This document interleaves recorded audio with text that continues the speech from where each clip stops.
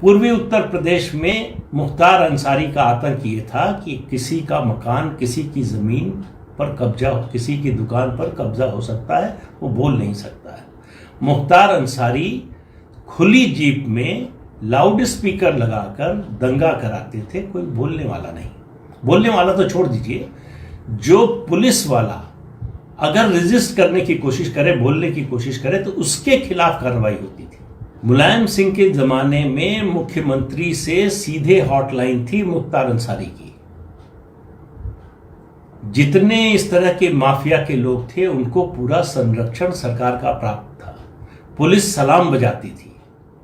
मैंने पिछले एक वीडियो में आपको बताया था एक घटना का कि जब 17 में सरकार बनी, उसके बाद विधानसभा का पहला सत्र शुरू हुआ, तो पहले दिन का दृश्य एक मुख्तार अंसारी का बताया था।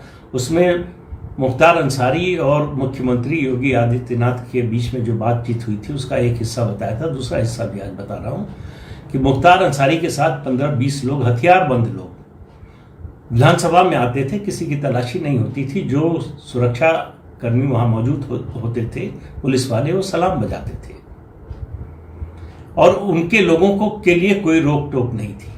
ये पहले दिन जब देखा योगी आदित्यनाथ ने, तो उन्होंने पुलिस के जो सुरक्षा के इंचार्ज थे विधान सचिवालय के, उनको बुलाया और कहा कि ये कैसे हो रहा है। उन्होंने कहा 15-20 साल से हो रहा है ऐसे।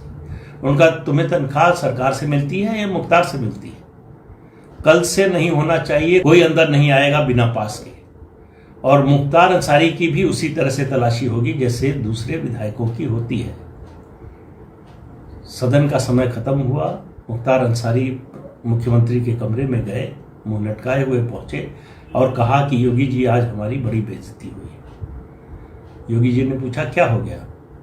तो उन्होंने किस्सा बताया कि आज मेरी तलाशी हुई, मेरे लोगों को रोक दिया गया। तो उनका ठीक तो हुआ, और सुनो मुख्तार, तुम्हारी कोई बेइज्जती नहीं हुई है, क्योंकि बेइज्जती उसकी होती है जिसकी इज्जत हो, और गुंडे की कोई इज्जत नहीं होती है। गुंडे से लोग डरते हैं, उसकी इज्जत नहीं करते हैं। तो इसलिए जब तक मैं हूं तब ये मानकर चलो कि कानून के मुताबिक काम होगा, सुधर जाओ, नहीं तो समझ लो क्या होगा। ये संदेश था। ऐसा है कि सरकार को बहुत बार कुछ करने की जरूरत नहीं पड़ती है। सरकार का जो मुखिया है, ऊपर जो बैठा है, वो जब इस तरह का संदेश देता है तो उसका असर नीचे तक जाता है। उसका असर पुलिस के मनोबल पर भी पड़ता है। जो लोग माफिया के खिलाफ, गुंडों के खिलाफ कार्रवाई करना चाहते हैं, पुलिस वाले जो हतोत्साहित थे पिछले 10-15-20 सालों से, उनके मन में भी उत्साह आता है, उनका मनोबल बढ़ता है। उनको ये भरोसा होता है कि उनकी सरकार उनके साथ खड़ी है, क्योंकि उन्होंने देखा है उनके सीनियर्स के साथ, उनके साथियों के साथ जो हुआ कि किसी माफिया के खिलाफ उन्होंने एक्शन लिया। माफिया तो छोड़िए, या छोटे से आदमी के खिलाफ भी कोई कार्रवाई की तो पता चला कि उल्टा उन्हीं को नुकसान उठाना पड़ा। मुझसे एक कार्यक्रम में, एक टीवी चैनल के कार्यक्रम के बाद, उत्तर प्रदेश के एक पूर्व डीजीपी ने कहा कि आप लोगों को कुछ पता ही नहीं है। ये बात उस दौर की है जब उत्तर प्रदेश में अखिलेश यादव की सरकार थी। उन्होंने कहा कि पुलिस को स्टैंडिंग इंस्ट्रक्शंस है, ऑर्डर हैं, कहीं लिखित में नहीं है, मौखिक है, कि 2 समुदायों के खिलाफ मुकदमा दर्ज नहीं होगा, मुसलमान और यादव।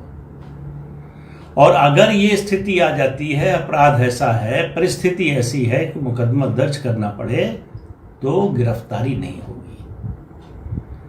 ये राज था, ये जंगल राज था उत्तर प्रदेश में।